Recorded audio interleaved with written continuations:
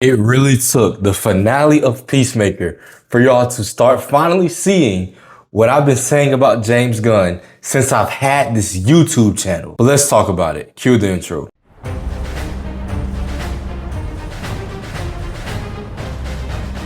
in the sky, it's a bird! It's a plane! It's a geek. So, with the finale of Peacemaker, and we all know, you know why you're here, you clicked on this video. The finale was honestly disappointing, all right? This is coming from someone who, if you're new to my channel, I'm not the biggest James Gunn fan, but hold on. That does not mean I am a Snyderite. I always have to make that disclaimer. I forgot to put this in the vid, but just because you like the DCU, just because you like James Gunn, that doesn't mean you have to suck up to everything that they create. You can admit when they miss. You can admit when the gun jams. And that finale, the gun jams. Was Peacemaker as a whole good? Yes, it was. But buddy, let's not just eat up all the slop that James Gunn throws up out his mouth. James Gunn has a unique writing style. He has kind of childish, sick humor a little bit sometimes, which gets into the way of the character development and serious moments he tries to tell sometimes. Those are my main issues with James Gunn. Now, leading up to this finale, I thought that the show was going good. If you can look back at my previous video about Peacemaker, what did I say? I said, yo, this is going in the right direction. Let's see where this can go. James Gunn has been hyping this up because this is supposed to lead into the next chapter of the DCU. Now, you have like kind of like three sides of this. You have three sides. You have the first side, which is the majority at this point, at least for this show, is the finale was trash, a waste of time. It kind of made the season kind of pointless, yada, yada, yada. That's the side I'm on. You have the other side, it was like, well, hold on. The finale wasn't trash. Yeah, it might have been a little slow with some pacing, but it tied up all the characters and stuff, all the character storylines. It tied everything up and great development. Woohoo! Then you have the side, well, actually, it did set up stuff for the future of DCU. Now, here's the funny part. All three sides are right. And what have I always said when it comes to DCU? It is going to be hard to get this off the ground because the fan base cannot be united on one thing. It's always going to be like this until there's a consensus great project that someone makes. In my video earlier, I also said my main fear was that the DCU was going to start feeling like the Gunverse instead of the DC universe. Now, let's talk about the criticisms from the episode. There's some people who are saying that this next project, which is Lanterns, will be the real true test of the DCU, and I agree. The reason why it's so important for James not to be doing all this is because you kind of limit your universe to just one fan base, which is the people who likes James Gunn's style. You don't ever put it in and have it to where you have this person who writes one way, this person who writes another way. If it's always James Gunn, it kind of gets stale. And that's where it kind of got to with this episode. James Gunn, and I've also said this. This is gonna be a lot of me reiterating the stuff that I've said before, but if you've been here, you know all this already. James Gunn is a liar. And he lied again. Well, the people who are saying, oh, well, y'all just wanted a cameo fest. You stupid idiots. No one really wanted a real cameo fest. Even with that, you could have made a better episode without any cameos at all. What we didn't want in this episode was an hour episode, which James Gunn hyped up. It was like, oh, it's gonna be a hour episode. There's a quote somewhere where James is like, I had to hide this episode from these people. That's how good it is. The last 3 episodes, I had to hide it. Woo! We didn't want an episode with a 15-minute montage of different bands. One of the criticisms I also have. People say James Gunn has this great music taste. I have never seen it. He has he does the same pop rock music and I'm watching this with my girlfriend, and one of the songs that comes up is talking about F me in the heart or F me in the heart of my A or something.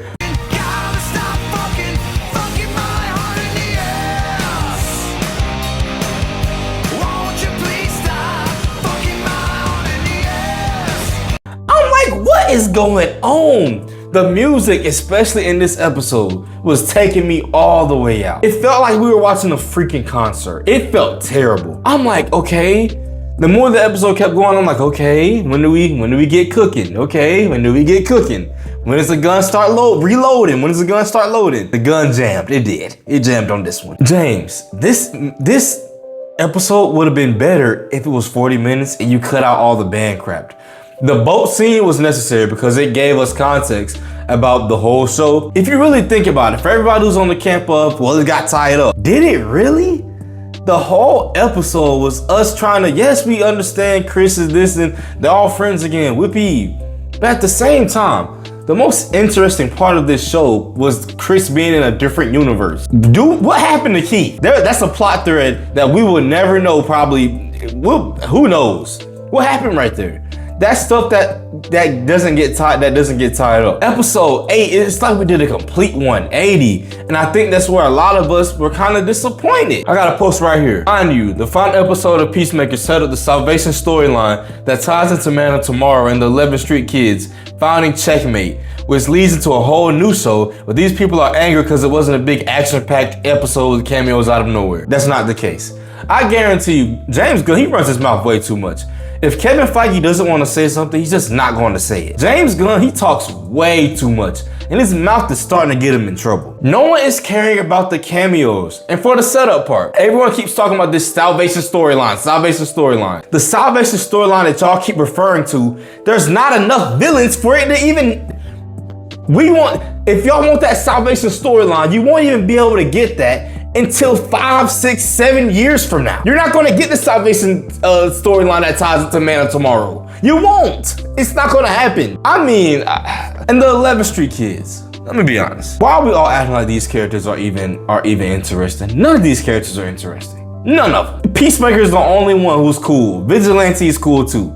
The rest of them, I could care a rat's butt about. And when Adebayo, that story with her and her wife, it just felt like James Gunn had to put it there. Let's try to wrap that up. But that wasn't a storyline the whole season, unless it was it was for episode 1, and then after that it went away, and then finale we got back again. So I'm like, my first thought watching that, I'm like, why are we revisiting this now? Wow, it's just a major thing. It just felt so weird. But yeah. For y'all doofuses saying that it's a cameo issue, it's not. Everyone on this app was always going to hate the Peacemaker finale because, as always, they hype themselves up and think it's going to be a solid hour of cameos and teasers for other things. Again, this was James Gunn's fault. James Gunn hyped this up himself. He did. He said it was going to be a whole bunch of cool cameos. He said that, not us. I don't know why this is why people are saying this. Someone said that finale is, and I mean this as derisively, as I can't possibly mean it. It felt like the finale of one of the 2022 Marvel Disney Plus shows. So someone gave a long post here, and I thought it was interesting, so I'm gonna read it to y'all.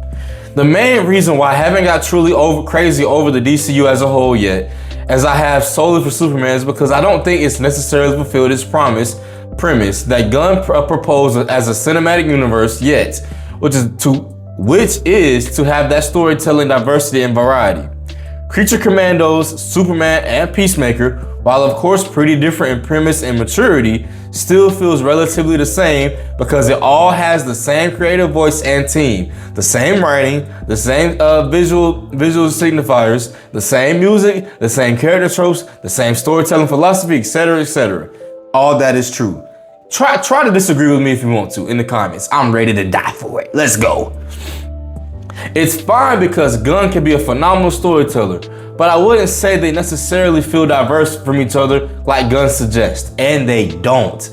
This whole thing of wanting to be unlike Marvel so bad, it's funny because even for the people who said it sets up the Man of Tomorrow and this and the other universe, whatever the heck it was, it's funny because Gunn was saying not everything is going to be a setup. So no matter what way you slice it, Gunn is lying, no matter what way you slice it. If we had to sacrifice a mid overall, the show as a whole was good. It wasn't nothing phenomenal, but you kind of, and the finale kind of breaks that down a lot. If it had a great finale, I would have put it at great. I would have put the show at great. But you sacrifice that for setup. That's kind of disappointing. This is why I think 2026 will perhaps be the most important year for DC Studios even more so than Superman 2025. This is where we'll hopefully get to see the full diversity of the new DCU with professional writers and showrunners who all have their own distinct style and what exactly that looks like in a shared universe. Will Supergirl feel just like a Superman spinoff, or will it truly become its own thing, more reminiscent of sci-fi epics like classic Star Wars, Avatar, or next year's Project Hail Mary? Can we jump from the Silver Age-inspired silliness of Superman 25 and plunge down to something more mature and gritty like Lanterns with a feeling reminiscent of True Detective and Supernatural? That's nice. Can we experience a more personal neo-noir character study, horror tragedy piece like Clayface, carrying the eerie invasive paranoia of the Joker and the Substance? Can it do all those vastly different things and still accomplish the premise and features of a cinematic universe, which includes consistent world building, overlapping narratives, and characters jumping from one project and part of the world to another? That is the true test of the DCU, and that is what I am most fascinated with as a concept. And this person said it perfectly. This is what the DCU should be. Right now, it does not feel like that. Peacemaker Season 2 is interesting because it has some of the best emotional and heartfelt moments of Gunn's work. At the same time, you can tell this and Creature Commandos are products of his burnout. Just clearly not structured or executed to its fullest potential, and I disagree. This is the first part. I don't think this is some of his most emotional and best heartfelt moment. This didn't beat anything that I saw in Guardians of the Galaxy Volume 3 with Rocket and that whole storyline and him accepting who he really is. That was more fulfilling than this. Because again, I don't care for these characters. I care about Rocket and all them guys. James Gunn explains how the Peacemaker Season 2 finale connects to Man of Tomorrow. Where Chris is at the end, what's happening between the government and the metahumans, Rick and Lex's new partnership, and all their decisions, it's all part of the future, Man of Tomorrow and more. Okay, let's talk about Rick Flag 1 second. I'm gonna try to, I've already been going for a minute, so I'm gonna try to go ahead and tone it down for y'all. I'm tired of this whole storyline. Please, can we be done with it? I'm tired of Rick Flag Sr., I'm tired of Rick Flag Jr. If there's a Rick Flag the Third, I'm tired of him. If there's a Grandpa Flag, I'm tired of him too. I'm tired of all the flags. I don't care, bro. I don't care. Someone was saying it, that this Rick Flag that we got in Creature Commandos, I didn't finish them, to be honest. And the Rick Flag that we have now seem like completely different people, and I agree. And y'all are gonna say, well, he had his son killed, so having his son killed by Peacemaker doesn't justify why he hates metahumans. Where's the correlation? Peacemaker not a metahuman. Everybody knows that. Literally everybody knows that he's not a superhero. He has no powers. So I mean, why does that even, what's the correlation right there? Because he killed his son? Yes, that's cool. But you know what will make him a more better character? If he were to forgive Chris. Forgive him and still be like, yo. Or maybe shoot, you forgive him at the end of this season, and then for another project, have him kind of backslide on him. Then it's like, oh, so he really didn't, he's really always felt this hatred. That's how you do that. But it kind of just feels weird right now. Someone said, I am so effing happy we won't be getting another Gunn project until 2027. Tired of this end low key. I agree. No hate against Gunn, but it's going to be refreshing to see a DCU project opposite of his style. Yeah. That's all I got for y'all for Peacemaker, bro. Let me know how y'all felt watching Peacemaker Season 2. Did you like the finale? Did you feel like the characters had their ending? What do you think? Leave comments down below. And yeah, if you love the video, like the video. If you don't love the video, dislike the video. I'm on the road to 500 subscribers. I appreciate it if you like my content. Share my content. Without further ado, I'm out.